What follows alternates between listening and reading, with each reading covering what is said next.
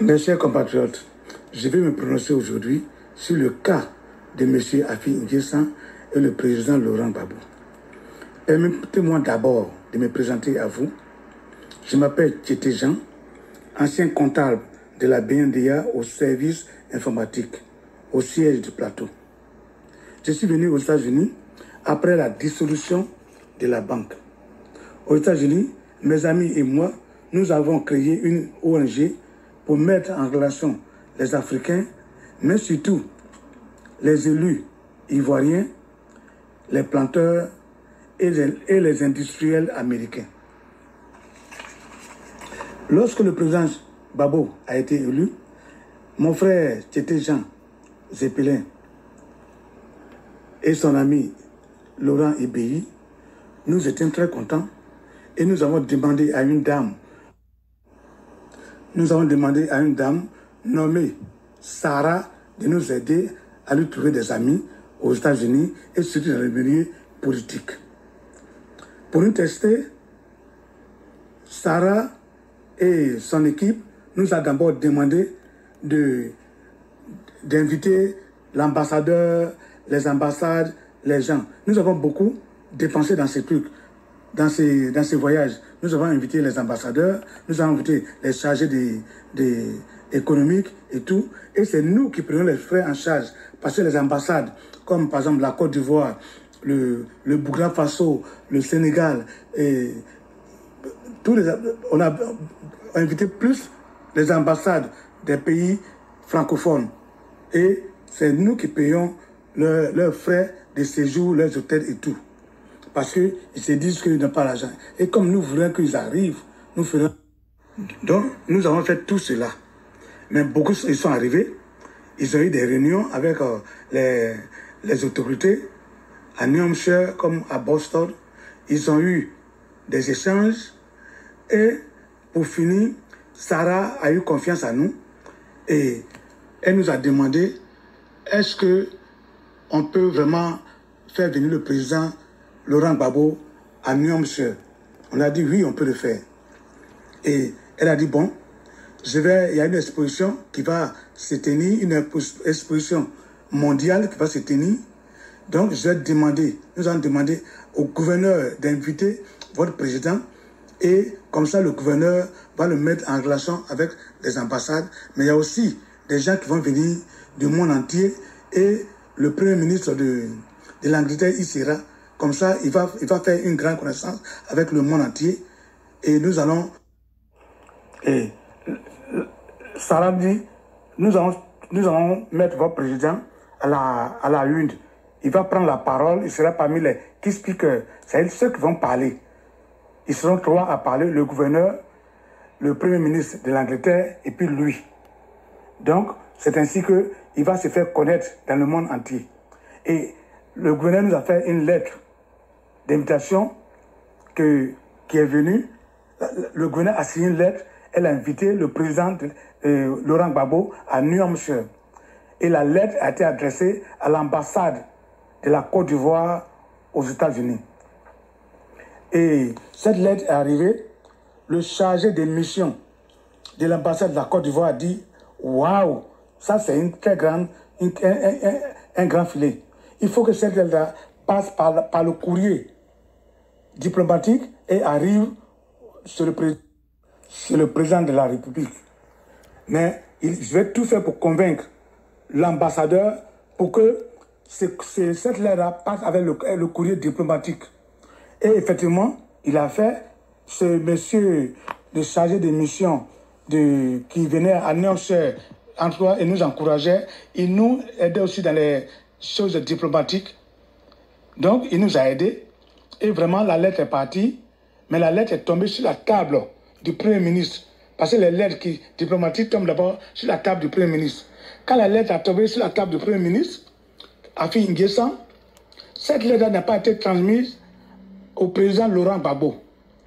Et le président Afi N'Guessan a proposé, lui, de venir à la place du président Gbagbo, que le président Gbagbo est très occupé pour venir aux États-Unis. Que lui, Afi N'Guessan, va venir à la place du président Gbagbo. On dit non. Non. c'est le président qu'on veut pour le montrer au monde entier, mais pas toi. Et tu n'as pas la place, la carrure de ceux qui vont venir. Donc c'est le président qu'on a besoin. Alors cette lettre-là, moi j'ai dit non. Le gouverneur a dit non. Donc Affi ça ne pourra pas venir. Il n'a pas remis la lettre au président de la République et le président n'a pas été informé. Et on a cherché à faire tout, mais on n'a pas réussi. Bon, le doyen Kokora, il a pris des congés, il est parti en Côte d'Ivoire pour chercher à rencontrer le président de la République avec une copie de la lettre. Il n'a pas réussi à croiser le président de la République.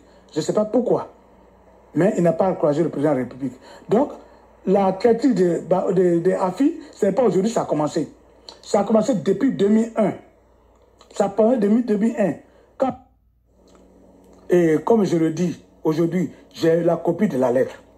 Et comme j'ai beaucoup confiance au frère Steve Biko, je lui ai remis ça. Et il m'a dit de faire cette vidéo. Et c'est pour cela que j'ai fait cet audio pour que vous entendiez. La copie est là. Je veux que les journalistes demandent à Affi N'Guessan, est-ce qu'il n'a pas reçu une lettre du gouverneur Charlene de New Hampshire en 2001? Est-ce qu'il n'a pas reçu la lettre? Et pourquoi il n'a pas remis la lettre au président de la République? Demandez-lui.